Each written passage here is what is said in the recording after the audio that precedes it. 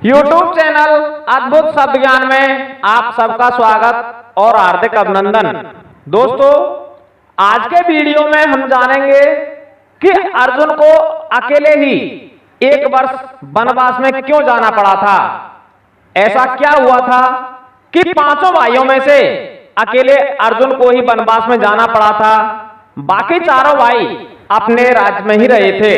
दोस्तों, बात उस समय की है जब महाभारत काल में पांडवों की शादी द्रौपदी के साथ हो गई थी और पांडव द्रौपदी और कुंती के साथ हस्तिनापुर में सुखपूर्वक जीवन व्यतीत कर रहे थे।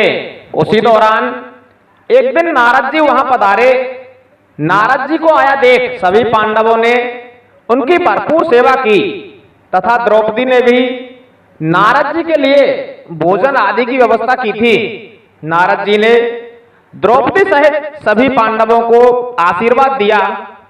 द्रौपदी के वहां से चले जाने के बाद नारद जी ने 5 भाइयों को अपने पास बुलाया और कहने लगे कि अब से पूर्व भी ऐसा हो चुका है कि कोई एक स्त्री कई भाइयों की पत्नी बनी है, लेकिन प्राय देखने में आया है कि उस स्त्री को लेकर भाइयों के बीच लड़ाइयां छिड़ गईं और भाइयों ने एक दूसरे की जान ले ली है।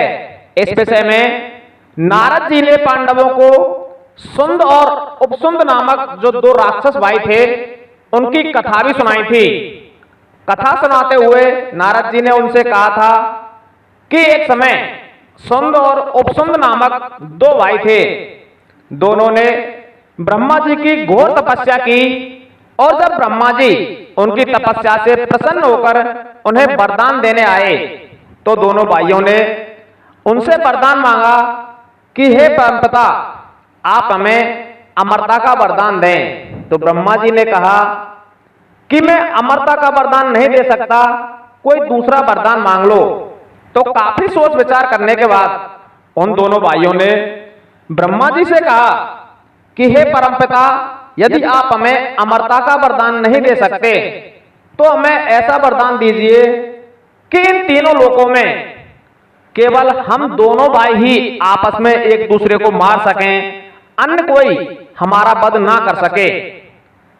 तो ब्रह्मा जी ने उनको इस प्रकार का वरदान दिया हुआ था कि वे दोनों भाई ही आपस में एक दूसरे को मार सकते थे, अन्य कोई उनका वध नहीं कर सकता।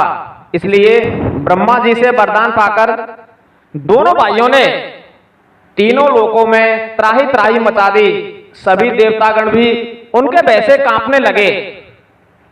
तत्पश्चात उन दोनों भाइयों के बीच एक तिलोत्तमा नाम की सुंदर स्त्री आ गई और उस स्त्री के कारण दोनों भाइयों के मध्य युद्ध हो गया और अंततः दोनों भाइयों ने आपस में ही एक दूसरे को मार डाला था।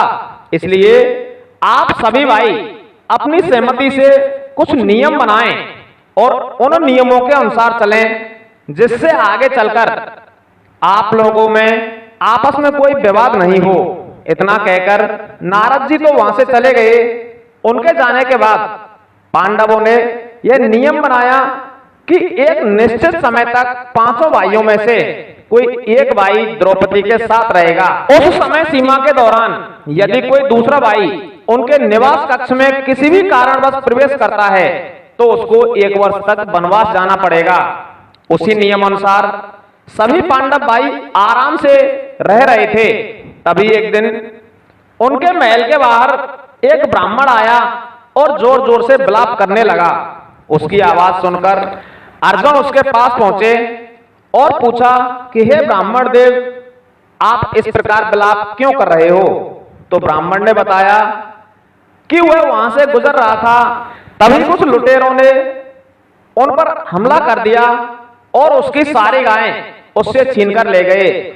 ब्राह्मण देव ने कहा कि यह घटना आपके राज्य में घटित हुई है, अतः इस घटना के लिए आप ही जिम्मेदार हैं। इसलिए मैं आपसे विनय पूर्वक निवेदन करता हूं कि आप मेरी गायें उन डाकुओं से छुड़ाकर मुझे दें।